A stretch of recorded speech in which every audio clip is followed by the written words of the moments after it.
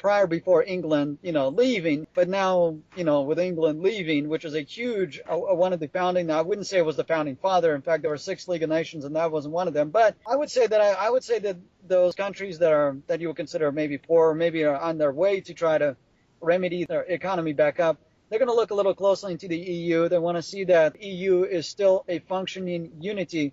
And here's the honest truth. Since it is a wake-up call, it's going to be a sober effect for everybody. It doesn't matter if you're poor, poor, rich, So what do or you mean middle by the class. way, what do you mean exactly by the wake-up call? Do you mean that the European Union will be less attractive to you, those nations such as Ukraine and Moldova? Will they be striving for more independent economical unions or agreements or further themselves from the European Union? Well, let me just put it to you this way. I'll answer you with a question. Is it appealing from France, Italy, Greece, and Spain to stay in the European Union after what just happened and dealing with and taking more burden and continuing in their debt? They will have to clean up a mess from this, but with their finances, Exactly. but that depends So, on their policies. so when a system gets shaken down like this, and you have somebody that's a huge integral part, it doesn't matter if they're official or not. Everybody knows that when England joined, it was a major GDP asset. It was on so many levels. I mean, it was an incredible task. It was an incredible feat. But over time, it became corrupt. It got corroded inside out, and the people made a voice for it. And you know what? They made the right decision, or what we feel, at least on our point of view, is the right decision. But the people made the decision, and England has stood behind them and said, yes, we will leave. So I wouldn't say so much that it would not be appealing for anybody else to join, but I think it would be something you would think a little harder about joining rather than just saying, oh, yeah, we'd like to be part of a Nobel Peace Prize winning 2012 European Union, and look at their GDP and look at all they're going to see that, the that dark stain, which is England leaving. As far as European Union is concerned, they feel that this is a dark mark, a dark path in their history for now, but it's not the end of the world. They just got to clean their act. Once they do, I think the face will be up. But right now, it is a wake-up call for everybody. I don't think anybody's up in arms to join them quite right now. I think, if anything, they're just waiting and seeing, and that's what we're seeing right now. So what about countries like Serbia? Serbia, as we all know, they want to have strong ties in all spheres, development, economical, military spheres with Russia. But at the same time, they have been trying really hard over the last decade to have the prerequisites to join the European Union, such as capturing war criminals from the Yugoslav wars, from the Bosnian wars. Do you think that Serbia will continue to strive for the European Union? Or do you even think that the European Union will try to make it easier for the joining process for countries like Serbia? I think it's not just for the countries of Serbia. I think with the cleanup act of European Union, once again, they're going to learn from their lessons. They're going to try to make it more appealing for others to join for sure, and that might make it very well much easier to do so. So let's not underestimate that. But on the other hand, as far as Serbia, it seems that I understand that they just lost Kosovo. And, they were at war with NATO back in 1998, 99. So they're dealing with war reparations even after 10 years. And so to appease Russia, and Russia's never going to turn their back on Serbia, no matter what they decide to go with. They decided to join the EU. I just don't see Russia just saying all of a sudden that you're no longer our brothers. Yeah, there'll be some, there'll be some upset people in the Kremlin, but overall the Russian people will understand. Yeah, I There's mean, just Bulgaria just accepted two new power plants from Russia, and Bulgaria was against extending the sanctions of the European Union. So in essence, exactly right. So it's once again, it's a PR stunt. It's a public relations thing. We want to keep appeasement with. Yeah, and here's the other thing we got to think about. Serbia and former Yugoslavia and all those nations, Bulgaria and all these former Soviet Warsaw nations, where are they located? Right in between Russia and Europe. And so the best way to, I guess, to prevent, and see, they've learned, I think many of the nations have learned the hard way. If they forced and they just decide to join Russia, they end up being poor because they're, isolated from the West. If they just go with the with the West, they're isolated by Russia. And so it's a no-win situation for all these countries that are stuck in the middle. So in essence, you're going to see a lot of them where they're trying to appease both and kind of become a bridge gap between the two. And this is a good decision, I think, from a governmental, from a systematical, from an organizational standpoint. It will appease obviously Russia and the Western Europeans, but also the people, because they are going to be the winners in the end. So we'll see what happens. I don't want to make any predictions, but I think that's what we're seeing. It's a PR, it's a public relations for both sides. So, would you consider Turkey as part of that bridge gap? Because Turkey has recently apologized to Russia for downing their Su-24 bomber over Syria, Turkey, whatever, it's still not directly known. With Turkey's apology and the president Erdogan saying that he wants to build strong relations with Russia, this came just out of the blue. This came out of nowhere. And Turkey is interested in joining the European Union. Do you think it's because the European Union's economy failing with Britain leaving, so Turkey might suffer from this, and the South Stream project that Russia was working on delivering gas into Turkey also having an effect?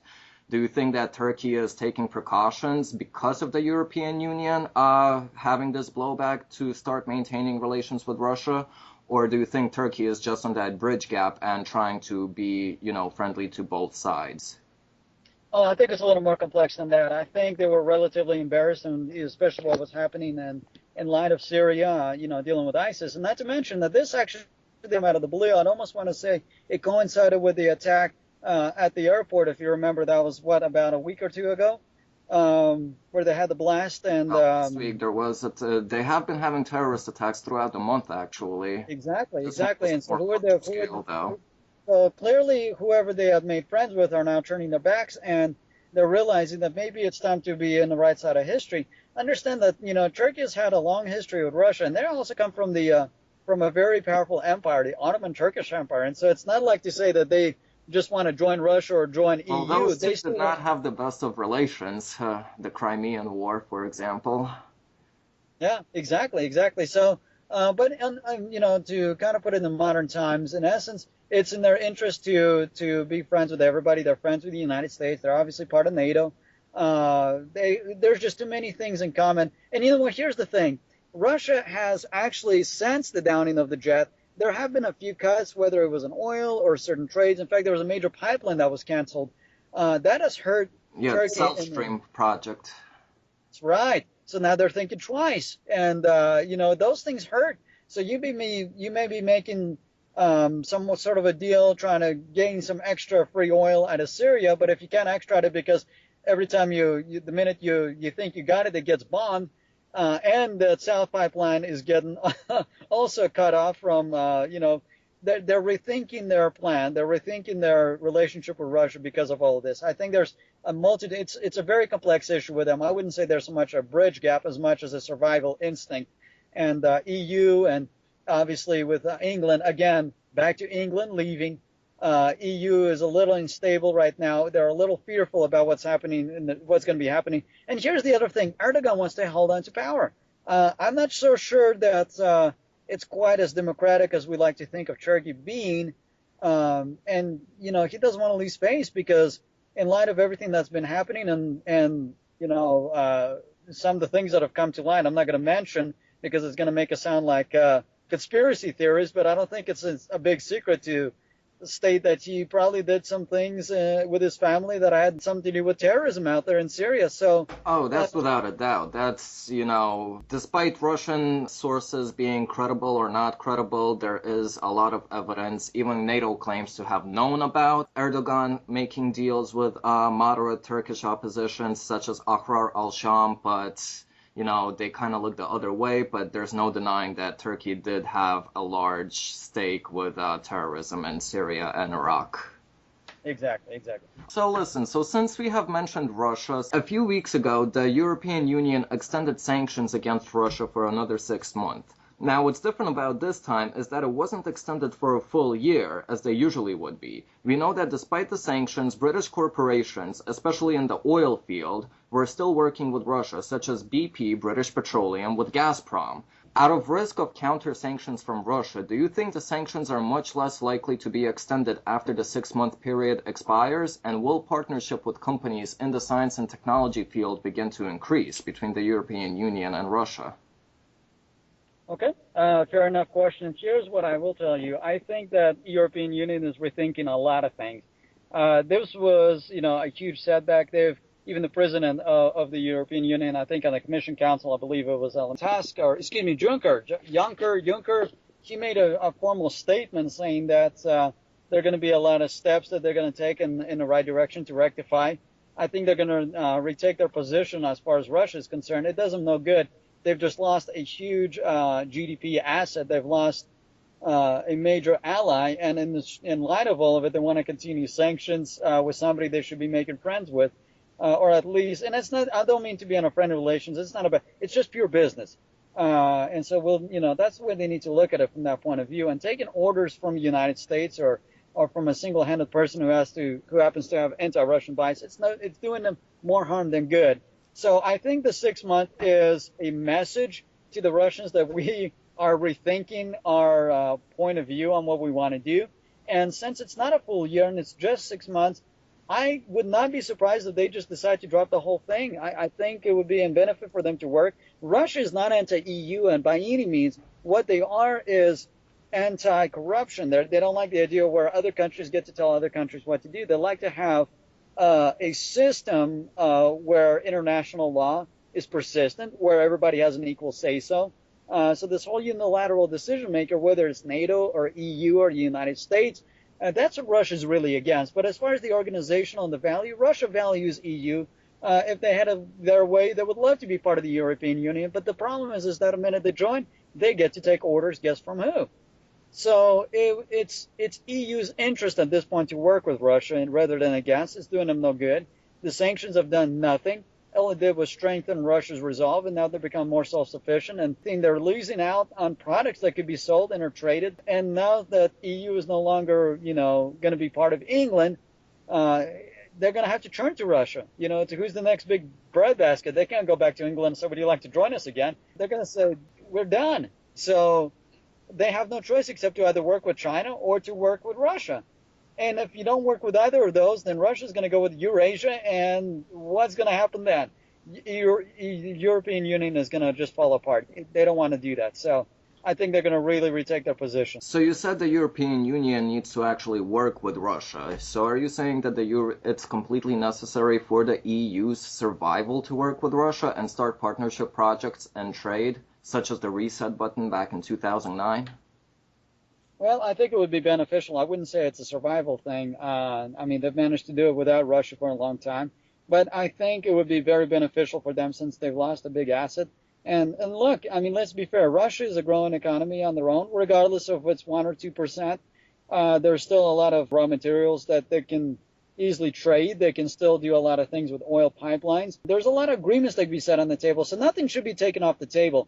And to really have a black and white point of view and, this or that, that's a very backwards view, I would say. So I think European Union is not on a path to survival at this point, but I think it would be of great benefit for them to work. That's what I would say. Do you think that they will still be in cold relations with the Eurasian Union, which is the Russia's European Union, or the BRICS countries? I think that there's going to be a lot of lessons learned from all of the above. I don't know if they're going to cooperate as much as we'd like to think they would. I think they're going to learn from each other. There's still going to be trades that are going to be going on. And it's just like business. You find your opponent's weakness and you thrive in it. So there's going to be a lot of competition going amongst each other, but it doesn't mean it can't be a healthy competition. It's good to have competition if you're doing it right. Right, and I absolutely agree with you with that. So we're going to cut this short in about a minute. Is there anything else you'd like to add to this? Once again, I just want to say thank you again for bringing me on board. It's been an honor to talk with you, and I really hope that the viewers will get a chance to respond and kind of take their point of view. So I would say that if there's anything that I said or we said anything incorrectly, feel free to send feedback. That's what we're going to learn. Down in the comment section below your opinion about the Brexit, and also mention what you think is a cause and effect, and leave what you think is the future of the European Union, and if it's a benefit, if you're pro it or if you're anti it. Perfect. Sounds good. Okay. Well, thank you so much, and you have a great day.